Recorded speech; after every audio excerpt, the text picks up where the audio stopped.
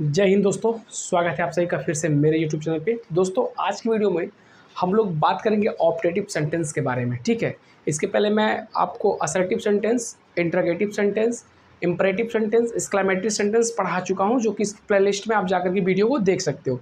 तो आज हम लोग डिस्कस करेंगे ऑप्टेटिव सेंटेंस। ये ऑप्टेटिव सेंटेंस क्या होता है, इसको आप ध्यानपूर्वक समझो। जिस वाक्य से हम लोग अपनी इच्छा को जताते हैं, किसको? अपनी इच्छा को जताएं, या फिर किसी को श्राप दें, या किसी को आशीर्वाद दें। ठीक है, क्या करें? इच्छा जताएं, किसी को श्राप दें या फिर आशीर्वाद दें, या अपनी मनोकामना की बात करें। मनोकामना की अगर बात किया जाता है तो उसे ऑप्टेटिव सेंटेंस कहते हैं। ऑप्टेटिव सेंटेंस आप समझ गए होंगे कि जिसमें इच्छा, श्राप, आशीर्वाद, मनोकामना की बात होती है, या फिर ईश्वर से प्रार्थना की बात होती है। समझ में आ गया? तो यहाँ पे गाइस ऑप्टेटिव सेंटेंस कहलाता है। देखो ऑप्टेटिव सेंटेंस कैसे बनाते हैं, इस बात को ध्यानपूर्वक समझो। ऑप्टेटिव सेंटेंस उसे कहेंगे जहाँ अपनी इच्छा की बात होती है। समझ में आ गया? ऑप्टेटिव सेंटेंस कहलाता है। यहाँ पे ध्यान से समझो कि किसी भी ऑप्टेटिव सेंटेंस को बनाते कैसे हैं। ठीक है, तो ऑप्टेटिव सेंटेंस को बनाने के लिए सबसे पहले हमको मे का यूज करना होता है, या फिर विश का यूज करना होता है। किसका यूज करना होता है? या तो मे का यूज करोगे या फिर विश का यूज करोगे स्टार्टिंग में। समझ में आ गया? और अंत में मार्क ऑफ एक्सक्लेमेशन होना चाहिए। कहाँ? वाक्य के अंत में मार्क ऑफ एक्सक्लेमेशन होना जरूरी होता है। समझ में आ गया? मे या विश से स्टार्ट करेंगे सेंटेंस को, और मार्क ऑफ एक्सक्लेमेशन लास्ट में होना ज़रूरी है।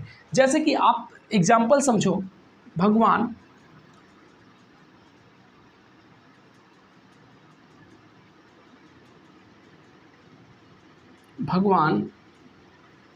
आपकी रक्षा करे। देखो एक सेंटेंस है, भगवान आपकी रक्षा करे। ठीक, अब देखो मार्क ऑफ एक्सक्लेमेशन लास्ट में है, और इस वाक्य को पढ़ने के बाद हम अपनी इच्छा जता रहे हैं या फिर आशीर्वाद दे रहे हैं कि भगवान जो है आपकी रक्षा करे। कौन करे? भगवान करे। रक्षा करने का काम कौन कर रहा है? भगवान करेगा। तो भगवान क्या हो गया? आपका सब्जेक्ट हो गया। क्या हो गया? सब्जेक्ट हो गया। मैंने कहा था इस तरह के वाक्यों को बनाने के लिए सबसे पहले विश या मे लिखते हैं। तो उससे पहले हम लोग आप लोग को फार्मूला सिखा देते हैं। सबसे पहले वो लिखना होता है मे या विश को। समझ में आ गया? मे या विश को लिखना होता है, फिर जो है लिखना होता है सब्जेक्ट को। दोस्तों सब्जेक्ट को लिखने के बाद आपको लिखना होता है यहाँ पे वर्ब। वही वर्ब का कौन सा form? ST form, first form. फिर क्या लिखेंगे? ऑब्जेक्ट लिखेंगे। ऑब्जेक्ट लिखने के बाद कॉम्प्लीमेंट लिखेंगे। कॉम्प्लीमेंट लिखने के बाद मार्क ऑफ एक्सक्लेमेशन लिखेंगे। आई होप आपको ये समझ में आ गया होगा कि कैसे ये करना है। तो देखो भगवान आपकी रक्षा करे, तो इसको बनाने के लिए हमको सबसे पहले दोनों में से किसी एक को लिखना है। चलो मैं मे लिख देता हूँ। ठीक है, चूंकि मे बहुत ही ज़्यादा देखने को मिलता है तो मैं मे लिख रहा हूँ। ठीक है, मे कौन रक्षा कर रहा है? सब्जेक्ट कौन है? भगवान है, तो मे गॉड। और गॉड कैपिटल लेटर में लिखेंगे बाबू, क्योंकि प्रॉपर नाउन है। ठीक है, मे गॉड। अब कहता है कि वर्ब लिखो। वर्ब क्या है आपका? रक्षा करना, सेव। ठीक, सेव माने रक्षा करना। मे गॉड सेव किसकी? आपकी। आपकी स्पेलिंग ऑब्जेक्ट है यू, और कुछ तो बचा नहीं। मार्क ऑफ एक्सक्लेमेशन लास्ट में हम लगा देंगे। देखो मे गॉड सेव यू, भगवान आपकी रक्षा करे। अगला सेंटेंस देख लो,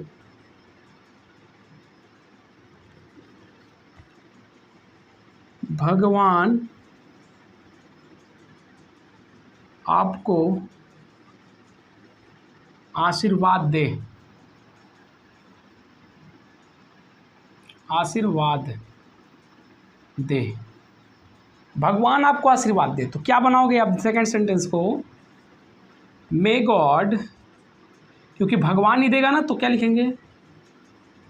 may God bless you, may God bless you. मैंने क्या किया, मे भगवान सब्जेक्ट है लिख दिया, आशीर्वाद देना का ब्लेस आपको मतलब यू। समझ में आ गया। तो इस प्रकार से आप एक तरीके को बना सकते हो। कभी कभी क्या कहता है कि भगवान सब्जेक्ट ना होकर के कोई और सब्जेक्ट आ जाए, जैसे जैसे भगवान करे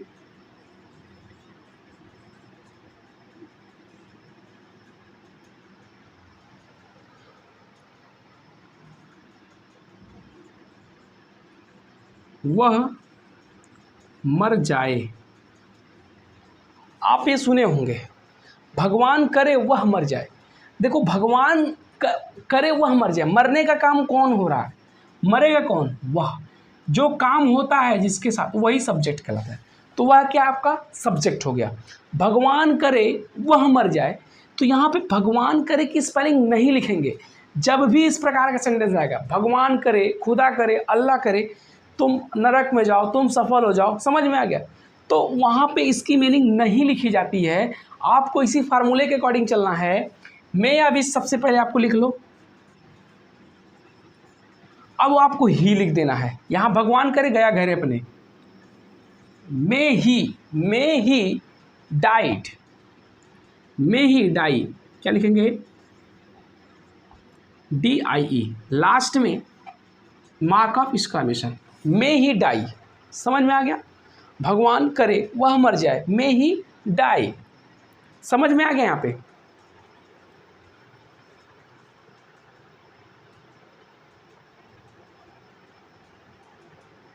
अब देखो, एक आध सेंटेंस और देख लेते हैं यहाँ पे। अगला सेंटेंस, भगवान करे, भगवान करे आप अधिक दिन तक जियो। भगवान करे आप अधिक दिन तक जियो, इसको कैसे बनाओगे। मैंने कहा था भगवान करो की मीनिंग आपको लिखना ही नहीं है। आप अधिक दिन तक जियो, तो क्या लिखोगे, मैं पहले लिख दो, मैं यू, अब अधिक दिन तक जीना का लीव, जीना का लीव, अधिक दिन तक का लॉन्ग,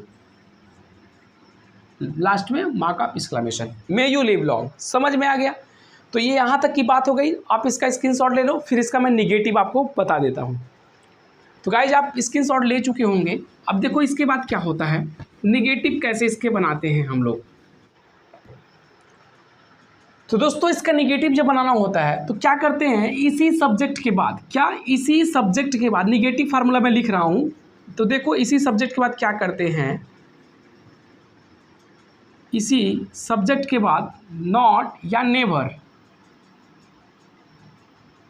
नेवर यानी भी ईयर, नेवर लगाने के बाद वर्ब का फर्स्ट फॉर्म ऑब्जेक्ट कॉम्प्लीमेंट, क्या वर्ब का फर्स्ट फॉर्म ऑब्जेक्ट और कॉम्प्लीमेंट, और लास्ट में मार्क ऑफ एक्सक्लेमेशन, ये कर देते हैं। ठीक है, ये आपका निगेटिव फार्मूला हो जाएगा। जैसे भगवान आपकी रक्षा न करे, रक्षा न करे, आपके सामने ये सेंटेंस आ गया। निगेटिव इसका, भगवान आपकी रक्षा न करे, तो इसका क्या बनेगा, मे, उसका भगवान है तो सब्जेक्ट के रूप में तो गॉड लिख दो, मे गॉड नेवर या नॉट, मे गॉड नेवर या फिर नॉट, रक्षा करना की spelling save, may God never save you, last में मार्क ऑफ एक्सक्लेमेशन। बात समझ में आ गई यहाँ पे निगेटिव। अगर सेंटेंस फिर रहे, भगवान आपको आशीर्वाद न दे, भगवान आपको आशीर्वाद न दे। अब इसको कैसे बनाओगे, देखो सबसे पहले आपको मे लिख देना है। मे लिखने के बाद सब्जेक्ट खोजना, सब्जेक्ट भगवान है तो गॉड लिख दो, मे गॉड, मे गॉड, उसके बाद से नेवर या नॉट लिख दो, कोई भी लिख दो, may God not bless, BLESS, bless you, last में मार्क ऑफ एक्सक्लेमेशन। समझ में आ गया। तो आई होप आपको निगेटिव भी समझ में आ गया होगा। इसी तरह अगर लिखा रहे ईश्वर करे वह ना मरे, समझ में आ गया, तो क्या लिखोगे, मे ही नॉट डाई, या फिर मे ही नेवर डाई। समझ में आ गया? ईश्वर करे वह अधिक दिन तक ना जिए, तो क्या लिखोगे? May he never live long, may he not live long. तो कोई भी आप कर सकते हो। तो आई होप आपको ये ऑप्टेटिव सेंटेंस समझ में आ गया। दोस्तों अगर आपको ये समझ में आ गया तो आप घर पे जाकर के इसका प्रैक्टिस करो, अधिक से अधिक ट्रांसलेट का प्रैक्टिस करोगे तो आपको ये समझ में आ जाएगा। और ये बहुत ही आसानी तरीके से मैं आज सेंटेंस कंप्लीट कर चुका आपको, जिसमें assertive sentence, interrogative sentence, imperative sentence, exclamatory sentence और ऑप्टेटिव सेंटेंस सारे चीज़ को मैंने पढ़ा दिया है और इसका प्लेलिस्ट में बना दिया हूँ सेंटेंस का। आप जा करके ग्रामर के प्लेलिस्ट में एंट्री करके पूरे सेंटेंस को अच्छे से देख सकते हो, समझ सकते हो। तो दोस्तों यहाँ पे आपको वीडियो पसंद आ रहा है तो यार अपने दोस्तों के साथ शेयर करो, चैनल पे नया हो तो चैनल को सब्सक्राइब करो। मिलते हैं नेक्स्ट वीडियो में। जय हिंद, वंदे मातरम।